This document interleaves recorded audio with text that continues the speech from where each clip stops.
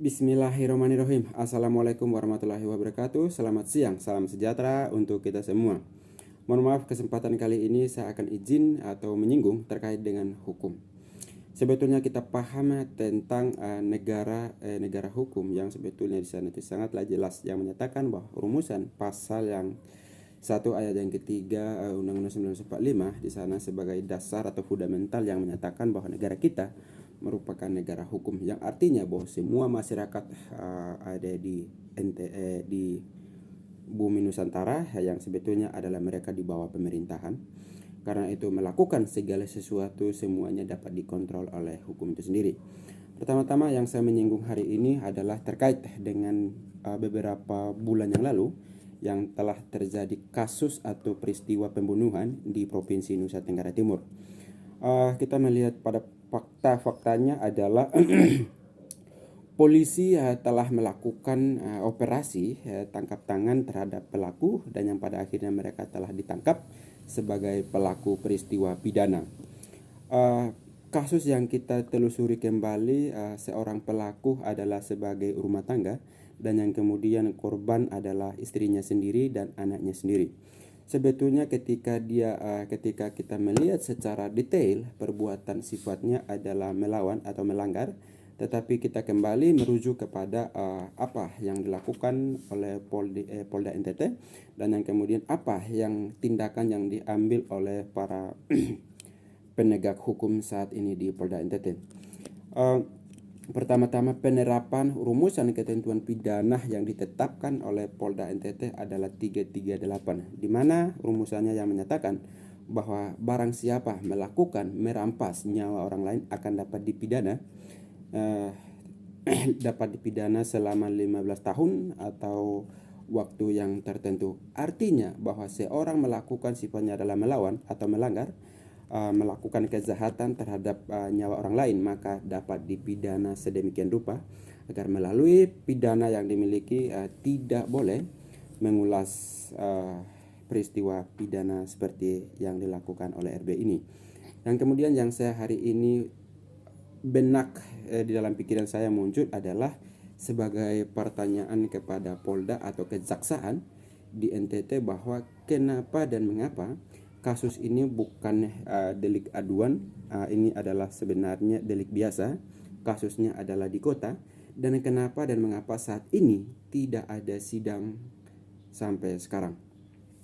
Pertanyaan yang ini juga kalau ketika kita paham terkait dengan penerapan ilmu pengetahuan hukum pidana atau singkatnya dapat disebut dengan KUHP pidana di sana, menjelaskan bahwa rumusan ketika kita jumpai dalam rumusan ketentuan pidana pasal 22 ayat yang kedua, di sana sangatlah jelas yang juga menyatakan bahwa ada yang namanya sifat penghapus tindak pidana, yang artinya bahwa melakukan perbuatan pidana atau sifat yang melanggar melawan hukum seperti ini, kita harus dipastikan dulu apakah perbuatan yang dilakukan ini mungkin dari keluarga, dari rumah, ataukah bukan, atau sifat yang merampas nyawa orang lain. Ketika kita kembali kepada motif perbuatan oleh RB ini yang sebetulnya adalah terhadap istrinya sendiri atau dengan anaknya sendiri.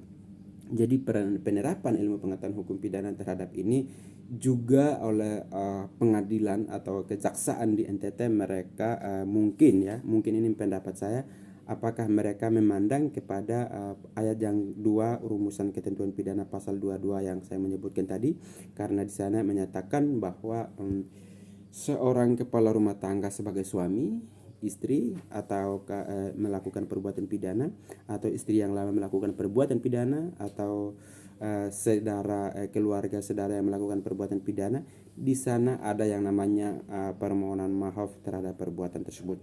Jadi mungkin ini anggapan saya, mungkin mereka menerapkan juga satu sisi di rumusan ketentuan pidana saya yang menyebutkan tadi adalah pasal 221 yang tadi. Jadi yang sebetulnya adalah menurut pendapat saya sendiri bahwa seorang pelaku ini, seorang melakukan kejahatannya sifat melanggar ini, yang sebetulnya adalah setidak-tidaknya harus dapat dipidana. Kenapa dan mengapa? Apabila kalau kita dibiarkan saja yang seperti itu, maka dia akan melakukan perbuatan sifat pidana yang demikian. Karena kita tidak tahu hati setiap seseorang. Karena begini, kita paham kembali tentang negara hukum. Apabila semua warga, semua masyarakat memiliki kesadaran akan hukum sendiri, itu boleh-boleh aja, tetapi sementara belum ada kesadaran akan hukum itu sendiri. Semoga dan juga mohon maaf, saya juga akan menyinggung terkait dengan perbuatan seperti ini, bahwa rumus yang ketika kita jumpai dalam rumusan ketentuan pidana pasal yang 55 dan 56. 55 adalah melakukan perbuatan tidak pidana secara bantuan. Kemudian pasal 56 adalah orang yang menyuruh untuk melakukan perbuatan tindak pidana. Jadi kalau kita merujuk kembali kepada perbuatan ini yang sebetulnya adalah bukan karena perintah, bukan karena melakukan perbuatan secara bantuan, tetapi seorang diri melakukan perbuatan menghilangkan nyawa oleh orang lain. Jadi menurut saya harus dapat dipidana setidak-tidaknya sepertiga, supaya perbuatan ini harus dicegah, hukum juga dicegah sebagai keadilan negara kita merupakan negara hukum atau taat. Salam, terima kasih. Ini dari saya, Dr. Jikwa, kuliah pada Fakultas Hukum, Universitas Kristen Arta Wacana Kupang. Salam hormat keadilan.